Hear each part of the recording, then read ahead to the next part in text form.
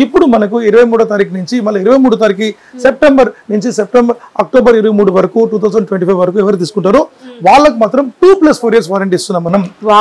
ఈ 2+4 years warranty ఎట్లా అంటే మనకు ఎవరైతే ప్రోడక్ట్ తీసుకుంటారో ఈ 2 years వరకు మనకు 100% మనకు క్లైమేజ్ పార్ట్స్ ఉంటుంది. మనకు 4 years వచ్చి మనకు వాళ్ళకు సర్వీస్ వారంటీలో స్పేర్ పార్ట్స్ పైన వాళ్ళకు 30 to 50% వాళ్ళకు స్పేర్ పార్ట్ డిస్కౌంట్ మనకు ఉంటుంది.